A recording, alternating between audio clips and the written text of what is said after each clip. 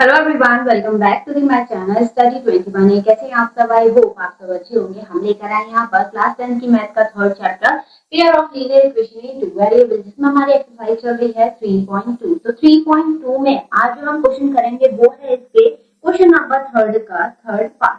ठीक है, तो इससे पहले कि मैं सारे क्वेश्चन करवा चुकी हूँ, एक्सरसाइजेस भी करवा चुकी हूँ। अगर आपने वीडियो नहीं देखी है तो वो जरूर से देख लीजिएगा। ठीक है, चलिए शुरू करते हैं। अब यहाँ पर देखिए क्वेश्चन हमें दे रखा है the coach of a cricket team buys 7 bats and 6 balls for 3,800 rupees। ठीक है, तो हमें क्या करना है? Letter she buy 3 bats and 5 balls for 1,750 rupees। Find the cost of each bat and each ball. ठीक है, तो हमें हर एक बॉल और हर एक बैट की, मतलब एक बैट और एक बॉल की कॉस्ट फाइंड करनी है। कैसे फाइंड करेंगे? तो क्वेश्चन नंबर थर्ड का थर्ड पार्ट। ठीक है, let cost of one bat क्या मान लिया हमने? एक्स। ठीक है, और कॉस्ट ऑफ वन बॉल ये क्या होगी? वाई। ठीक है, अब कंडीशन क्या दी है? सबसे पहले उसने 7 बैट और 6 बॉल्स ली है। तो 7 बैट यानी 7x plus 6 ball is equal to 3,800। ठीक है, अब इसके बाद ये हो गई हमारी इक्वेशन 1। अब इक्वेशन सेकंड में यानी उसने दूसरी बार क्या खरीदा है? दूसरी बार में लिया है 3 bats and 5 balls. 3 bats and 5 ball. ठीक है, ये 1750 रुपीज में से खरीदा है। अब हमें इसे कैलकुलेट करना है। हमने अभी एक ही मेथड सीखा है, इसी इक्वेशन 2 मानी है। ठीक है, वो है आपका सब्स्टिट्यूशन मेथड। तो हम इसे सब्स्टिट्यूशन मेथड से ही सॉल्व करेंगे। कैसे सॉल्व करेंगे? देखिए, बाय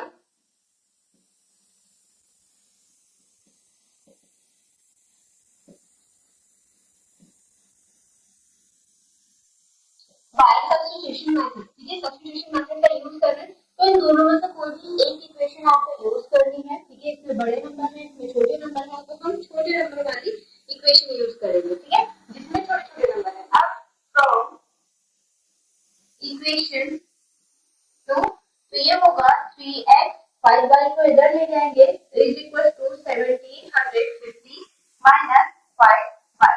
ठीक है, 3 मल्टीप्लाई में है, यहाँ से रख के कहाँ पर आ जाएगा? वो डिवाइड में। ये क्या हो गई? हमारी इक्वेशन 3 हो। ठीक है, अब इसके बाद इस इक्वेशन की वैल्यू को हम इसमें पुट करेंगे इक्वेशन 1 में, क्योंकि हमने वैल्यू किससे फाइंड किया? इक्वेशन 2 से। तो पुटिंग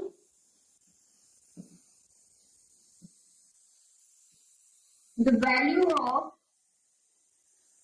x in equation 1। ठीक है, 1 में पुट करेंगे तो 7 मल्टीप्लाई 1750 x की जगह पे वैल्यू पुट कर दी हमने। ठीक है, माइनस 500 अपॉन 3 फिर plus 6y is equal to 3800। ठीक है, अब क्या करना है आपको? 7 की तो इधर मल्टीप्लाई करनी है। जब आप इसका एलसीएम लेंगे तो 3 की मल्टीप्लाई 6 से होगी और 3 की मल्टीप्लाई हो जाएगी 3800। ठीक है, क्रॉस मल्टीप्लाई की कंडीशन में। तो 7 से मल्टीप्लाई करते हैं पहले। 7 से मल्टीप्लाई करेंगे तो 7 0 से तो 0 हो जाएगा। 7 5 35 कैरी 3 7 7 जा 49 7 7 जा 49 और 3 52 और फिर कैरी 5 7 1 जा 7 और ये कितना हो जाएगा? 12। ठीक, 7 की 5 से करेंगे तो माइनस 35 y। ठीक, अब 3 की 6 से करेंगे तो plus 18 y is equal to 3 की मल्टीप्लाई इससे करेंगे तो ये हो जाएगा 0 0 3 8 जा 24 कैरी 2। ठीक है, और 3 3 जा 9 ये कितना हो गया? 11। ठीक, अब क्या करना है हमें? यहाँ पर ये तो हो गया 12,250 और माइनस क्योंकि बड़ा है तो साइन माइनस का आएगा। 35 माइनस 18 35 माइनस 18 कितना होगा? तो यहाँ पर जब हम इसे माइनस करेंगे तो 7 और 2 माइनस 17। ठीक है, y इज इक्वल टू 11,400। ठीक, तो इसको इधर साइड लेकर आएंगे लेफ्ट में और 17y को लेके जाएंगे हम दूसरी साइड में। तो ये हो जाएगा 17y is equal to 12,050 minus 11,400। अब माइनस कर दीजिए तो कितना बचेगा यहाँ पर? ये हो गया 5 0 2 माइनस 4 तो कट नहीं होगा, ये हो गया 850। 17 से कट होगा 5 टाइम में, तो y की वैल्यू कितनी आ गई 50 रुपीज। ठीक है, ये किसकी कॉस्ट आई है, हमारी बॉल की कॉस्ट आई है, ये ध्यान रखिएगा। ठीक है, बॉल की कॉस्ट आ गई। अब इसके बाद आपको क्या करना है, इस वैल्यू को पुट करेंगे हम इक्वेशन 3 में। तो putting the value of y in equation 3। ठीक है, तो x is equal to 750 minus 5 multiply 50 और डिवाइडेड बाय, किससे डिवाइड करना है 3 से। ठीक है, तो x इज इक्वल टू ये कितना हो जाएगा 1750 माइनस 250 अपॉन 3 और माइनस करके आएगा 1500 अपॉन 3 और कट होके कितना हो गया 500, यानी बैट की कॉस्ट कितनी आ गई हमारी 500 रुपीज। तो कॉस्ट ऑफ बॉल आ गई 50 rupees and cost of bat आ गई 500 रुपीज। ठीक है, तो आई होप आपको समझ में आया होगा। तो चलिए बढ़ते हैं इसके नेक्स्ट पार्ट पर। चलिए देखिएगा इसका नेक्स्ट क्वेश्चन, क्वेश्चन नंबर 6 हमें दिया है, क्वेश्चन नंबर 4 हमें दिया है the taxi charges in a city consist of a fixed charge.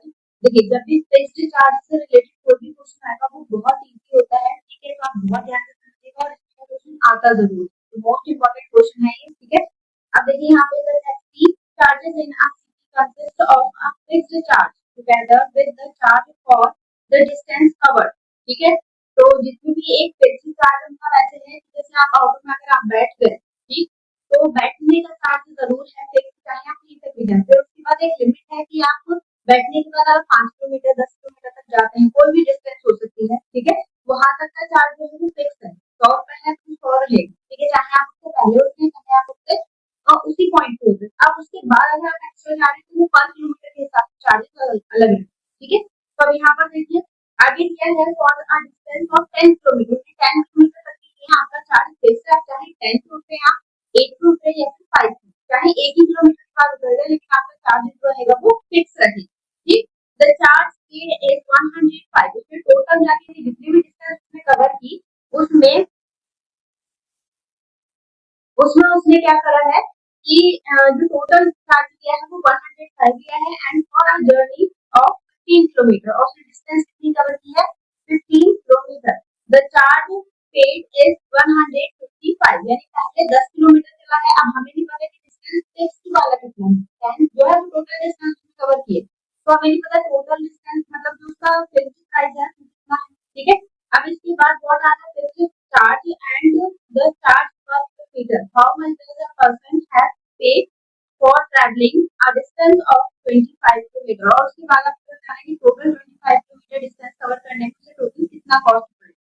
ठीक है, तो चलिए देखते हैं। सबसे पहले तो फिक्स्ड चार्ज हम आ गए थे थर्ड क्वेश्चन का फोर्थ पार्ट, और ये इम्पोर्टेंट है। ठीक है, तो लेट फिक्स्ड चार्ज कितना मान लिया x और पर किलोमीटर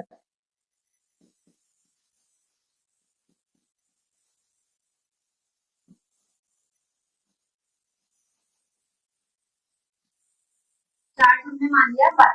अब क्योंकि ये वाला चार्ज फिक्स है कम या ज्यादा तो होगा नहीं, ये तो एडिटिव एक्सीडेंट लेगा, उसने डिस्टेंस कितनी कवर की थी फर्स्ट में 10 किलोमीटर, तो ये हो गया 10 y इज इक्वल टू पहले में उसने पेड कितना करा है 105 रुपीस, 105 रुपीस। ये हो गई इक्वेशन 1। ठीक है, दूसरे में भी फिक्स वाला चार्ज ऐसे लेगा, ठीक है, प्लस दूसरी डिस्टेंस उसने कितनी कवर की थी 15, ये हो गया 15 y इज इक्वल टू, और टोटल पे कितना का है 155, 155।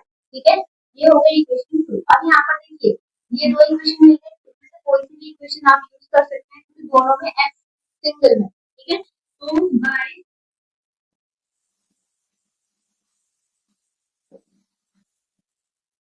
सब्स्टिट्यूशन मेथड, ठीक है, तो from equation 1 x is equal to 105, tan y को इधर लेकर जाएंगे माइनस का हो जाएगा। ठीक है, ये हो गई इक्वेशन 3। अब इसके बारे में हम इसको करेंगे इक्वेशन 2 में। तो पुटिंग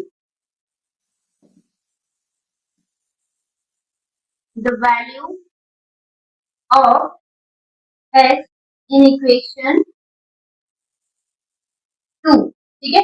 2 में पुट कर दीजिए x की जगह पे, तो आ जाएगा 105 minus 10y plus 15y is equal to 155, ठीक है। 155 को आप इधर ले जाइए और 15 माइनस 10 कितना होगा 5y, क्योंकि 15 बड़ा है तो प्लस का ले जाइए, ये हो गया 155 माइनस 105, ठीक है। माइनस करके कितना आ जाएगा, माइनस करके आएगा 5y इज इक्वल टू 50, ठीक है। 50 किलोमीटर हो गया। अब 5 से सब्ट्रैक्ट करेंगे कितना बचेगा 10, यानी y की वैल्यू कितनी आ गई 10, तो पर किलोमीटर चार्ज कितना जा रहा है 10 रुपीज, ठीक है। अब इसके बाद जो उसका फिक्स्ड प्राइस है, तो फ्रॉम इक्वेशन 3 y की वैल्यू उसमें पुट कर दीजिए, ये हो जाएगा x is equal to 105 minus 10 multiply 10, x is equal to 10 105 minus 100 और फिक्स्ड प्राइस कितना है उसका ₹5, ठीक है। तो फिक्स्ड प्राइस तो उसका ₹5, मतलब अगर आप ऑप्शन बैठ गए तो 5 रुपए आपको देने हैं, बाकी पर किलोमीटर कितना जाना है उसके लिए 10 रुपीज पर किलोमीटर रहेंगे, ठीक है। अब इसके बाद बोला है कि अगर वो 25 किलोमीटर डिस्टेंस तय करता है तो कॉस्ट ऑफ 25 किलोमीटर डिस्टेंस, तो फिक्स्ड प्राइस तो हमारा ये रहेगा x प्लस और कितने किलोमीटर जा रहा है 25 मल्टीप्लाई y, वैल्यू पुट कर दीजिए इसमें, तो 5 प्लस 25 मल्टीप्लाई 10 कितना हो जाएगा 5 मल्टीप्लाई 250 और ये कॉस्ट आ जाएगी आपकी 255, ठीक है। तो इस तरीके से इसे सॉल्व करना का मोस्ट इम्पोर्टेंट क्वेश्चन है, एग्जाम में आपको देखने के लिए जरूर मिलेगा ये, ठीक है। तो इसे बिल्कुल स्किप मत करिएगा, अगर एक बार समझ में ना आए तो एक बार और देख लीजिएगा, तो समझ में आ जाएगा। चलिए बढ़ते हैं इसके नेक्स्ट क्वेश्चन की तरफ। चलिए देखिएगा इसका नेक्स्ट क्वेश्चन, क्वेश्चन नंबर 3 का फिफ्थ पार्ट तो बहुत इंटरेस्टिंग है और बहुत इजी भी है, ठीक है। फ्रैक्शन वाले जितने भी क्वेश्चन होते हैं बहुत इजी होते हैं सॉल्व करना, तो हमारे साथ आप सीख सकते हैं कैसे करना है इसे। अगर आपने इस वीडियो को लाइक नहीं किया तो पहले लाइक कर दीजिएगा वीडियो को, ठीक है, और अपना कमेंट जरूर छोड़िएगा कमेंट सेक्शन में, ठीक है। तो देखिए यहाँ पर आप फ्रैक्शन लिखो 9/11 if 2 is added to both the numerator and the denominator, तो सबसे पहले तो हम इसकी न्यूमरेटर और डिनोमिनेटर की हमें फ्रैक्शन नहीं पता ओरिजिनल, तो यहाँ पर लिखेंगे लेट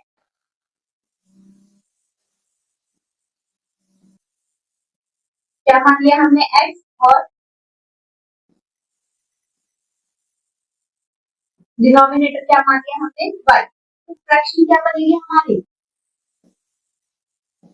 x अपॉन y, ठीक है। अब जो भी कंडीशन लगी उसको लगेगी फ्रैक्शन पे, तो देखो फर्स्ट कंडीशन हमें क्या दी रहती है 2 इज एडेड टू बोथ, यानी 2 अगर हम दोनों में ऐड करें इसके न्यूमरेटर और डिनोमिनेटर में, तो x अपॉन y में +2 और नीचे भी +2 इज इक्वल टू, जब हम 2 प्लस कर रहे हैं तो हमारी फ्रैक्शन कितनी हो जा रही है 9/11, ठीक है। 9/11 क्रॉस मल्टीप्लाई ये हो जाएगा 11 x plus 2 is equals to 9 multiply 1 plus 2. Multiply करेंगे तो 11x plus 22 is equals to 9y plus 18, ठीक है। अब यहाँ पर इस वाले पार्ट को इधर लेकर आ जाइए, 11x minus 9y is equals to 18 minus 22, ठीक है। तो ये हो गया 11x minus 9y -4, ये आ गई इक्वेशन 1, ठीक है। क्रॉस मल्टीप्लाई किए हमने सिंपल। अब इसके बाद दूसरी इक्वेशन कंडीशन में क्या बोल रहा है कि अगर इसी फ्रैक्शन में हम क्या कर रहे हैं, if 3 is added to both the numerator and denominator it becomes 5/6, अगर हम इस दोनों में 3 प्लस कर रहे हैं तो इक्वेशन क्या बन रही है हमारी फ्रैक्शन 5/6, क्रॉस मल्टीप्लाई कर दीजिए यहाँ पर, तो ये हो जाएगा 6 मल्टीप्लाई x प्लस 3 और यहाँ पर 5 मल्टीप्लाई y प्लस 3, अंदर मल्टीप्लाई करेंगे तो x 18 और 5y प्लस 15, ठीक है। 18 को इधर ले जाइए और 5y को इधर लेकर आ जाइए, तो 6x minus 5y is equal to 15 minus 18, ठीक है। जो भी चीज आप लेकर जाते हैं वो इस नंबर के बाद ही लेकर जाए, अगर प्लस में है तो पहले लिख लीजिए कोई दिक्कत नहीं है, बट बाद में लिखिएगा कि आपका प्लस माइनस का कंफ्यूजन जो है वो दूर हो जाएगा। ठीक है, अब यहाँ पर देखिए 6x minus 5y to minus 3, ये हो गई इक्वेशन 2। ठीक, अब हमें इसे कैलकुलेट करना है। इसे कैलकुलेट करेंगे, कोई भी इक्वेशन आप ले लीजिए। ठीक है, हम ले लेते हैं सेकंड वाली फ्रॉम सेकंड। ठीक है, 6x 5y को इधर ले जाइए, b माइनस का इधर जाके प्लस का होगा, तो 5y माइनस 3, ये इधर जाके प्लस हो रहा था इसलिए मैंने यहाँ दे रखा। ठीक है, अब ये 6 जो है वो डिवाइड में चला जाएगा, ये हो गया अपॉन में 6, equation 3। Putting the value of x in equation 1। ठीक है, 1 में पुट करेंगे, इसमें ये होगा 11 मल्टीप्लाई 5y माइनस 3। ठीक है, upon 6 minus 9y is equal to minus 4। और एक चीज ध्यान रखिएगा, फ्रैक्शन में जो वैल्यूज आती है x और y की, वो कभी भी आपको माइनस नहीं मिलेगी, पॉइंट में नहीं मिलेगी। ठीक है, जो ऑलरेडी हम फ्रैक्शन फाइंड कर रहे हैं। अब यहाँ पर अगर माइनस में आपको मिल रहा है, मतलब कहीं ना कहीं कैलकुलेशन जो है वो गड़बड़ होती है। ठीक है, तो ये कुछ 2-4 पॉइंट होते हैं जो आपकी कैलकुलेशन को और आपके आंसर पे कॉन्फिडेंट बनाते हैं कि हाँ हमारा आंसर सही चल रहा है। अब इसके बाद देखिए 11 से मल्टीप्लाई करेंगे तो ये हो गया 55y माइनस 33। ठीक है, 6 मल्टीप्लाई 54y, और यहाँ पर एलसीएम किया है, इसकी 9 से मल्टीप्लाई की है, जो 6 बचेगा नीचे उसकी क्रॉस मल्टीप्लाई, तो ये हो जाएगा 24। ठीक है, अब y वाले टर्म यानी 55 माइनस 54 कितना आएगा, सिर्फ y, और 33 को हम इधर लेके जाएंगे तो 33, क्योंकि माइनस का इधर जाके प्लस का हो जाएगा 24। y की वैल्यू कितनी आ गई, यहाँ पे बचेगा। ठीक है, तो y की वैल्यू कितनी आ गई, 9। अब इसमें देखिए नेक्स्ट y की वैल्यू पुट कर दीजिए आप इक्वेशन 3 में, फ्रॉम इक्वेशन 3। तो x is equal to y multiply 9 minus 3 upon 6। ठीक है, तो x is equal to 2, 9 5 is 45 minus 3 upon 6, x is equal to 42 upon 6। Cut करेंगे 7 टाइम में, x की वैल्यू कितनी आ गई, 7। अब हमारी फ्रैक्शन क्या है, फ्रैक्शन हो जाएगी 7 upon 9। ठीक है, तो इस तरीके से बिल्कुल इजी वे में सॉल्व करना था। फ्रैक्शन वाले क्वेश्चन बहुत इजी होते हैं, इसलिए बहुत ध्यान से कैलकुलेशन करिएगा, बाकी डिपेंड आपकी कैलकुलेशन पे है, चाहे क्वेश्चन कोई भी। ठीक है, तो चलिए बढ़ते हैं इस एक्सरसाइज के लास्ट क्वेश्चन। चलिए देखिएगा, इस एक्सरसाइज का लास्ट क्वेश्चन मतलब थर्ड का सिक्स्थ पार्ट में हमें दिया है फाइंड 5 ईयर टेंस, मतलब कि एक वाला क्वेश्चन है, और एक वाले क्वेश्चन होते बहुत इजी है, बस आपको समझना पड़ेगा कि इसमें हम करते क्या हैं। ठीक है, तो सबसे पहले देखिए 5 year hence, the age of Jacob will be 3 times of that son, मतलब 5 साल बाद जैकब की जो एज है वो उसके सन की कितने टाइम्स हो जाएगी, 5 टाइम्स। ठीक है, अब जैकब और सन दो बात हो रही है, यानी फादर और सन की बात हो रही है, फादर और सन में से छोटा कौन होगा, सन होगा। तो जब भी 3 टाइम्स 4 टाइम्स, मैंने आपको पहले भी बताया है कि 3 टाइम्स 4 टाइम्स मल्टीप्लाई करने की बात होता है, तो हमेशा छोटे में यानी सन में मल्टीप्लाई होगी, जो भी छोटा हो। ठीक है, अब इसके बाद 5 years ago यानी 5 साल पहले Jacob was 7 times that of his son। ठीक है, what is are their present age, दोनों की हमें प्रेजेंट एज बतानी है, तो यहाँ पर मान लेते हैं लेट एज ऑफ जैकब